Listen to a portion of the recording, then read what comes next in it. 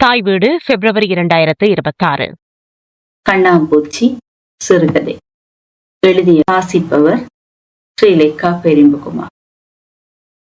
ராஜேஸ்வரி அலுவலகத்தில் நுழைந்த நேரத்திலிருந்து வெளியே ஏதோ சத்தங்கள் கேட்பதை உணர்ந்திருந்தார். ஆனாலும் காரணத்தை அறிவதற்கு முயற்சி செய்யவில்லை.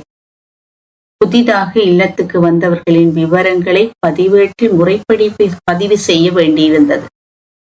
50 வருட பதிவுகளை உள்ளடக்கிய பதிவு புத்தகம் மேசையில் விரிந்து கிடந்தது. இல்லம் ஆரம்பித்த காலத்தில் தீர்க்கதரிசனத்தோடு பெரிய புத்தகமாக வாங்கி வைத்திருக்கிறார்கள். புத்தகத்தின் பருமன் உயரம் காரணமாக ராஜேஸ்வரி இருக்கை சற்று எழுந்தவாறு எழுத வேண்டியிருந்தது. சற்று தூரத்திலிருந்து பார்ப்பவர்களுக்கு அவளுக்கு மூல வருத்தமோ என்ற சந்தேகத்தை ஏற்படுத்தும்.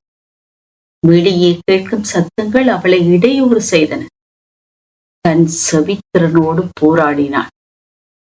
ஒரு கட்டத்தில் மனம் வென்றது. வெளியே முளைத்த பிரச்சனை தீவிரமடைந்து ராஜேஸ்வரி அருகே வந்த போதுதான் மூழ்கி இருந்த வேலையிலிருந்து விடுபட முடிந்தது. முன்னால் நின்ற 4 பணியாளர்கள் முகத்திலும் பதட்டம் நிறைந்திருந்தது. கனகையாவ காணல. பணியாளர் சொன்ன செய்தியை கேட்டு இடி விளைந்தவள் ஆகினாள். அவள் முதியோர் இல்லத்தின் பொறுப்பு அதிகாரியாக வந்து 5 வருடங்கள் ஆகின்றன. வருடம் மும்மாறி பொழியதோ இல்லையோ, கனகையா ஒரு வருடத்தில் குறைந்தது 3 தடவையாவது காணாமல் போய்விடுவார். பெரும்பாலும் அவரை ஒரு சில நாட்களில் கண்டுபிடித்து விடுவார்கள். போன தடவை மட்டும் தேடலுக்கு 15 நாட்கள் தேவையாக இருந்தன. இதனால் அவரை கவனிப்பதற்கு மட்டும் தனிப்பட்ட 2 பணியாளர்கள் நியமிக்கப்பட்டிருந்தனர். அவர்கள் கனகையாவை நிழலாக தொடர்ந்தனர். ஆனாலும் அவர்களது கவனம் சிதறும் கணம் பார்த்து கனகையாவை ஓடிவிட்டார். இவருக்காகவே இல்லத்தின் வெளியேறும் பகுதி கதவுகள் பகலிலும் பூட்டி வைக்க வேண்டியிருந்தது. கனகையாவுக்கு 80 வயது. மிகவும் மெலிந்த தோற்றம். அவர் சட்டை போடாத நேரங்களில் அவர் உடல் எலும்புகளை எண்ணிவிட முடியும். பார்வை குறைபாடு காரணமாக எந்நேரமும் மூக்கு கண்ணாடி அணிந்திருப்பார். எவருடனும் பேச மாட்டார். விரித்த பார்வையோடு எல்லாவற்றையும் அவதானிப்பார். தன் வேலைகளை தானே செய்து கொள்ளவே விரும்புவார். இல்லத்தை விட்டு ஓடிச் செல்லும் எண்ணம் தோன்றும் வகையில் அவரை வெறும் இடையூறு செய்வதில்லை. மன நோக்குமாறு பேசுவதும் இல்லை. முடிந்தவரை மற்றவர்களை விட இவருடன் மிகுந்த பாசத்தோடு நடந்து கொண்டனர். கனகையா முதற் தடவை காணாமல் போன போது 1 மணித்தியாலத்தின் பின் இல்லத்தின் பூந்தோட்ட மறைவுக்குள் இருந்து கண்டுபிடித்து விட்டனர். பின்னர் காணாமல் போகின்ற ஒவ்வொரு தடவையும் ஏதோ ஒரு தெருவில் அவர் வேக வேகமாக நடக்கும் நிலையில் இனங்காணப்பட்டார். அவரை மீண்டும் இல்லத்துக்கு கொண்டு வருவதற்கு பெரும் போராட்டம் செய்ய வேண்டியிருந்தது. அவர் பிடிபடுபவர்களை பெரும் பலத்தோடு அடிப்பார். அந்த வேளைகளில் அவரின் எலும்புகளின் பலத்தை கண்டு வியப்பு ஏற்படும். ஓலமிட்டு கத்துவார். அந்த ஓலம் அடங்குவதற்கு பல மணி நேரங்கள் எடுக்கும். ராஜேஸ்வரி பல தடவை அவர் வெளியே ஓடுவதற்கான காரணத்தை அறிய முற்பட்டு தோற்று போனார். மனநல மருத்துவர்களின் உதவிகளை பெற்ற பின்னரும் அவரின் நடவடிக்கைகளில் எந்த மாற்றமும் இல்லை. கனகையா கடைசியாக காணாமல் போன நாள் மறக்க முடியாதது. மாசி பனிக்குளிர் முழுமையாக சூழ்ந்திருந்த அதிகாலை பொழுதில் எல்லோரும் போர்வைக்குள் நல்ல உறக்கத்தில் இருந்தார்கள். இரவு காவலுக்கு நின்ற காவலாளி ஒட்டிய இரும்பு படலையால ஒருவர் ஏறி குதித்து ஓடுவதை கண்டதும் பின்னால் துரத்தி போனார். ஓடியவரை பிடிக்க முடியவில்லை. திரும்பி ஓடி வந்து அவசரமாக பணியாளர்களை தட்டி எழுப்பி செய்தியை சொன்ன போது அவர்களுக்கு முதல்ல நினைவுக்கு வந்தது கனகையாதான். அவரின் அறைக்கு போனார்கள். எதிர்பார்த்தது போல படுக்கை வறுமையாக கிடந்தது. அந்த அதிகாலை ஆரம்பித்த தேடல் 15 நாட்கள் தொடர்ந்தன. இல்லத்து பணியாளர்கள், நலன் விரும்பிகள் எல்லா தெருக்களிலும் காடு கரம்புகளும் தேடி அலைந்தனர். 2 நாட்கள் பார்த்துவிட்டு காவல் நிலையத்துல புகார் செய்தனர். அவரது புகைப்படங்கள் ஒட்டப்பட்டன. அந்த படங்களிலும் அவர் பார்வையில் ஈரோட்டம் இல்லை. ராஜேஸ்வரியின் தன் நண்பர்களின் உதவியோடு ஊடக வழி தேடலை ஆரம்பித்தார். அந்த முயற்சிக்கு வெற்றி கிடைத்தது. ஒரு தொலைபேசி அழைப்பு பழைய கட்டடம் ஒன்றுல கனகையாவின் உருவத்தை ஒத்த ஒருவர் படுத்திருக்கிறார் என்ற விடயத்தை தெரியப்படுத்தியது. தொலைபேசி தகவலின் பிரகாரம் சரியான இடத்தை இனங்கண்டு போன போது கனகையா மரணத்தின் வாசல்ல கிடந்தார். ராயேஸ்வரியும் அங்கு போயிருந்தார். கூடவே 2 இல்லப்பணியாளர்கள், இது காவல்துறை அதிகாரிகளும் சென்றனர்.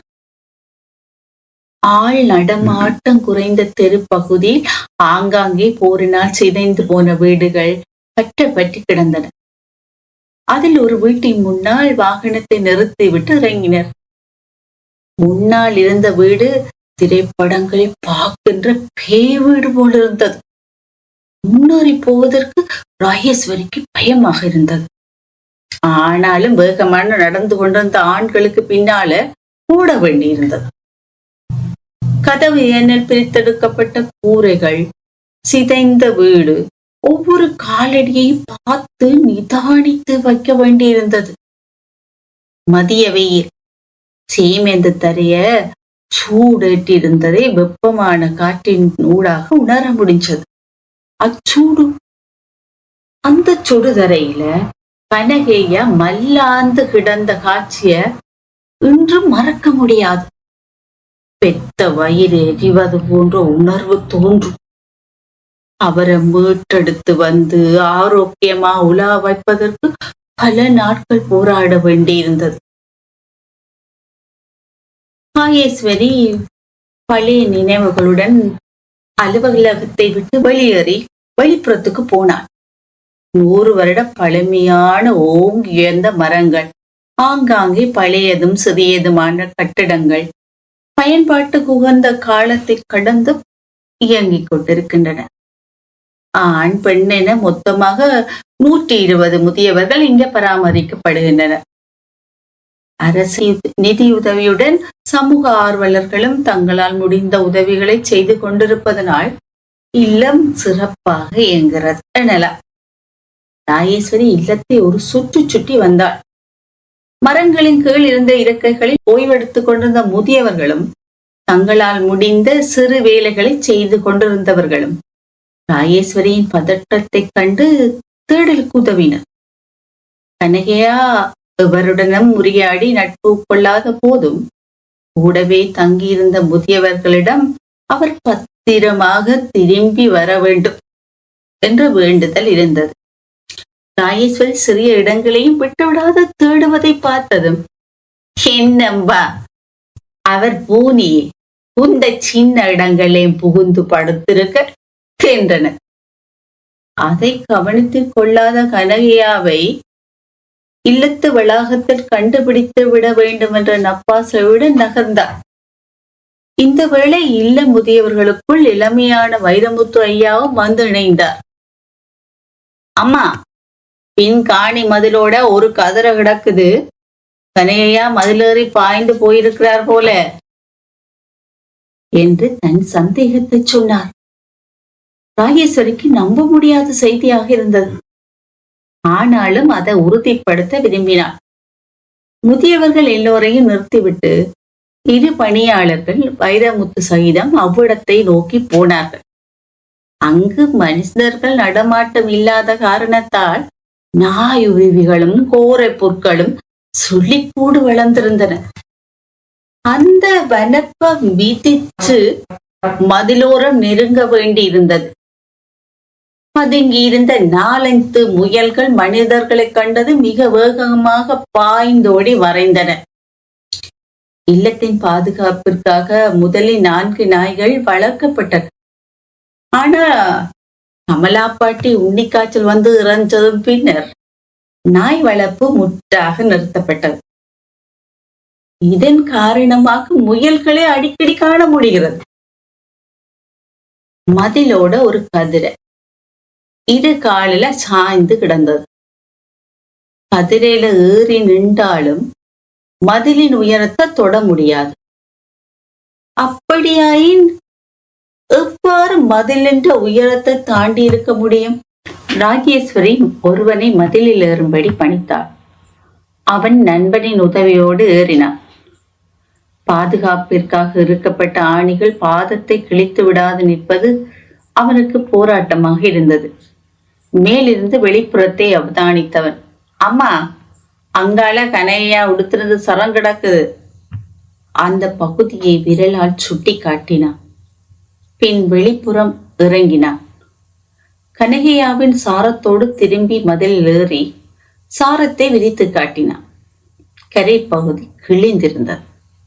ஆணியில் பட்டு கிழிந்திருக்க கூடும் என்று ராஜேஸ்வரி எண்ணிக்கொள்ளவும், கனகர் கதிரையில ஏறி நின்று கொண்டு சரத்தை கலட்டி ஆணியில கொழுவி போட்டு அதை பிடிச்சு ஏறி வெளியில போயிருக்கிறார் என நடந்தவற்றை நேரில் பார்த்தவர் போன்று சொன்னார். என்ன வைரமுத்தையா, கனகையா ஓடுறதுக்கு நீங்க தான் உதவி செய்திருக்கிறீர்கள் போல? மதிலில் நின்ற பணியாளன் கேட்டான். நீ மதில்ல இருந்து கவனமா இறங்கு, கண்ட இடத்துல ஆணி கிழிச்சாலும். வைரமுத்து சொன்னதன் பின்னர் தான் விபரீதத்தை உணர்ந்து மெதுவாக இறங்கினான். எல்லோருக்கும் கனகையா காணாமல் போன கவலையினை விட மதில் ஏறி பாய்ந்து ஓடும் வலிமை எப்படி வந்தது என்பதுதான் மிகையாக இருந்தது. சாரன் நிலத்துல கிடக்குது என்றால் கனகர் அம்மனம்மாத்தான் தெருவில போயிருப்பார் என்ற சந்தேகத்தை வைரமுத்து முன்வைக்க இப்போது எல்லோருக்கும் ஓடிப்போனவர் மீது பரிதாபம் ஏற்பட்டது. ஐயோ, அவரை வேகமா கண்டுபிடிக்க வேணும் என்று பதறிய ராஜேஸ்வரி அலுவலகத்தை நோக்கி வேகமாக நடந்து அடுத்து செய்ய வேண்டிய தேடல் நடவடிக்கைகளையும் திட்டமிட்டார்.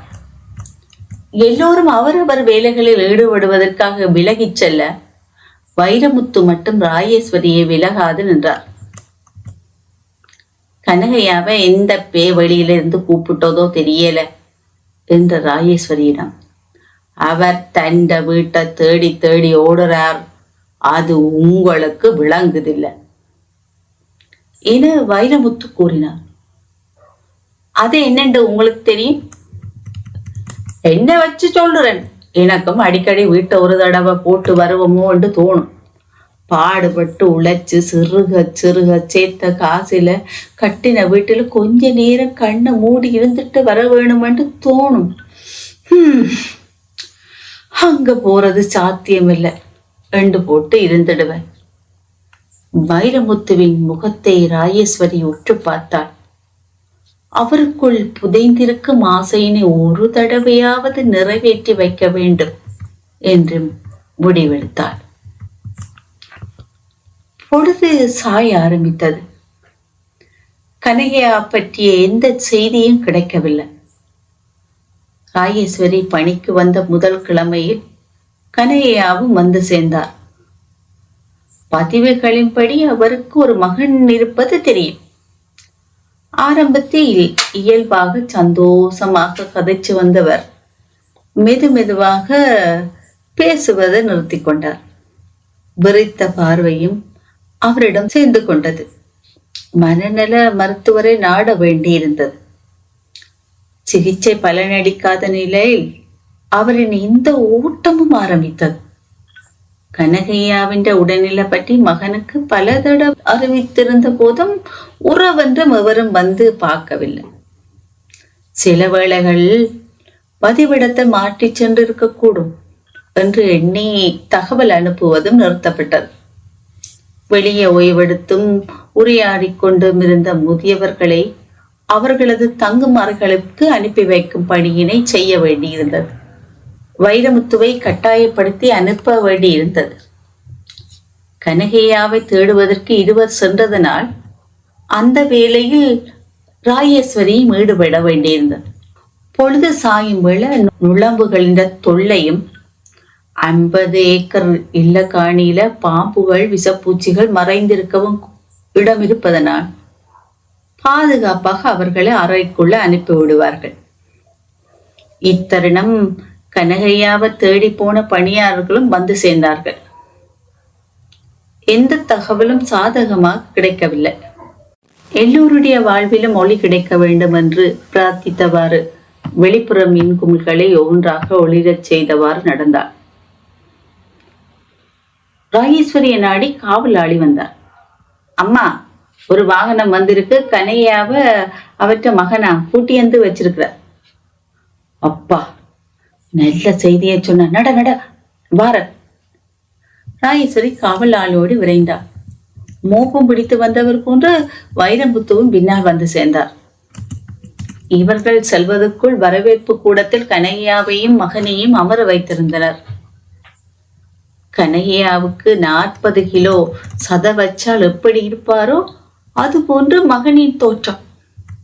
கனகையா மற்ற வேலைகளை தேடி பிடித்து அழைத்து வந்தால் பல மணி நேரம் ஓலமிட்டு அழுவார் என்று அதிசயமாக அமைதியாக அமர்ந்திருந்ததா?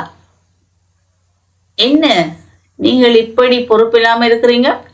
இவர் திடீரென்று வீட்டை முத்தத்துல வந்து நிக்கிற.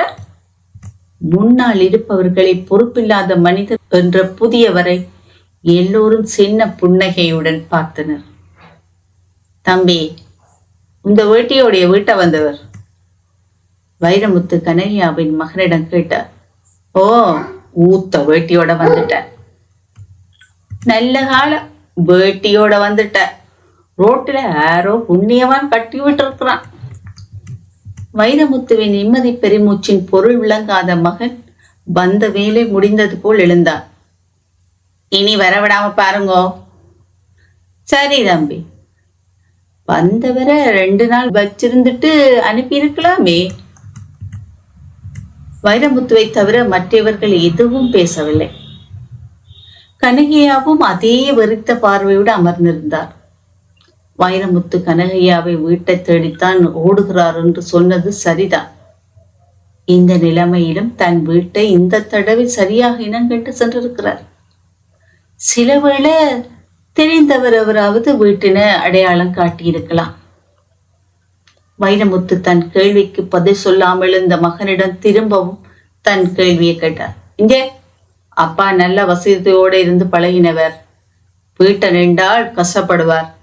அதான் கூட்டியந்த நான் போட்டு வரேன், கவனமா பாருங்க. வைரமுத்து வாயு நூல் எதையோ முணுமுணுத்தார். நல்ல வேளை அவை எவருக்கும் கேட்கவில்லை. கனையாவின் மகன் வெளியேறி வாகனத்தில் ஏறி மறையும் வரை பார்த்து கொண்டிருந்தவர்கள் கனத்த மனத்தோடு திரும்பினார்கள். அதுவரைக்கும் கதிரையில் அமர்ந்திருந்த கனகையாவை அங்கு காணவில்லை. முதியோரிடம் மீளவும் தேடல ஆரம்பிச்சது. நன்றி.